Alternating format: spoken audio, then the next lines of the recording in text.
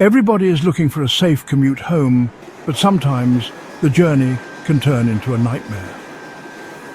It was a cold January night in Tokyo. Hiroshi, a 28-year-old office worker, waited for the last train home. He looked at the other people, their faces lit by their phones, a normal sight these days. But something felt wrong. A shiver went down Hiroshi's back. He looked at the crowd again, at all the faces, or what should have been faces. His heart pounded. Everyone's face was gone. No eyes, no mouths, just smooth, empty skin. Panic filled him. The train arrived. In the reflection of the doors, he saw himself, or rather, the lack of a face. The doors opened and Hiroshi stepped inside, disappearing into the darkness. He was never seen again. All that was left was his phone on the platform, still recording a voice memo. "Join us." Spring had come to the Colorado Rockies. Emma and David, who loved to hike, planned a weekend trip to the remote Blackwood forest. They'd heard the local stories, strange lights, weird sounds, and hikers who went into the woods and never came back. But they thought they were just stories. The sun was setting, making long shadows through the trees. They decided to head back to the car before it got completely dark. That's when they heard it. A woman's scream, loud and scary, broke the quiet of the forest. Emma and David froze.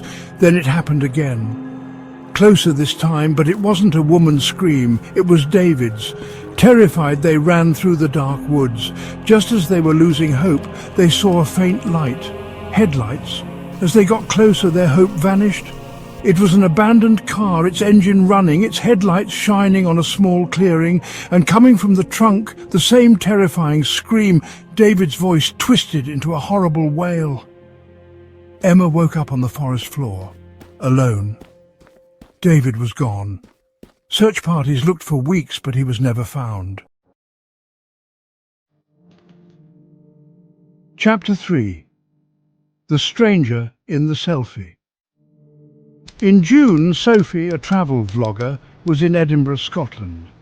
She was staying in an old hotel, its stone walls full of history. The hotel was famous for its charm and its ghost, a friendly one, or so people said. Sophie saw a chance to make a spooky video. She set up her camera in her room, the old furniture making it look fancy. "This hotel is supposed to be haunted," she told her viewers, taking a selfie in the mirror above the fireplace. Later, watching the video, she saw something creepy in the background of the selfie. Behind her, partly hidden in the shadows, was a man in a dark suit. His face was pale and lifeless, but what really scared her were his eyes. He was staring right at her reflection, a creepy smile on his face. Sophie was terrified.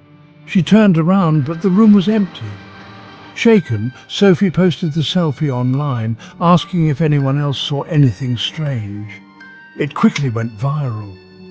People said they saw the same man in their own reflections after watching her video, his eyes following them, his smile getting bigger.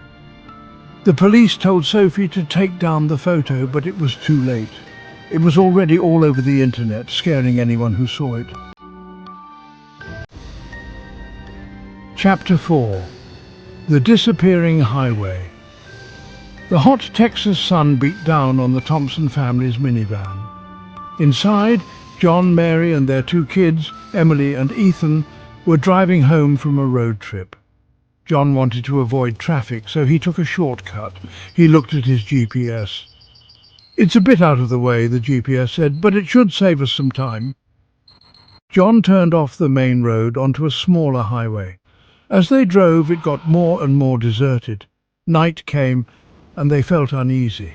They hadn't seen another car for hours. Then the quiet was broken. The car radio, which had been off, suddenly turned on. A distorted voice said, "Turn back. You don't belong here." John slammed on the brakes. The road seemed to disappear into the darkness. He turned the car around, but the highway was gone, just endless desert. The Thompson family was eventually found, their car out of gas, miles from anywhere. They were okay, but they were never the same. John still says the GPS coordinates lead to the same disappearing highway, a ghost road that traps unsuspecting drivers. Chapter 5. The Haunted Wedding. September arrived, bringing cool autumn weather and a wedding in the English countryside. The wedding was at a big old manor house covered in ivy. Guests dressed up chatted and drank champagne. As the sun set, uneasy whispers started. People had seen a woman in a white dress stained with blood. She floated through the crowd, her face pale, her eyes sad. At first guests thought it was a joke, but as the night went on, the sightings got creepier. The woman in white appeared in doorways near the dance floor, making everyone feel uncomfortable. Then people started hearing her voice, a sad whisper saying, "Why wasn't it me?" The bride, no longer happy, tried to ignore the rumors. But the next day, looking at the wedding photos, she was terrified. In almost every picture, a ghostly figure stood in the background, the woman in the bloody white dress, her face twisted in pain. Years ago, another wedding had happened at the manor, but it ended tragically when a fire killed the bride. Her last words, "Why wasn't it me?" The haunted wedding became a local legend. The manor, once a place of love, was now a reminder of a terrible sadness. These are just a few of the scary stories from 2024. Each one reminds us that real life can be like a nightmare, that normal things can turn terrifying, and that some mysteries are better left unsolved. But remember, the scariest stories aren't always the ones you hear. They're the ones you might experience yourself. Sweet dreams if you dare.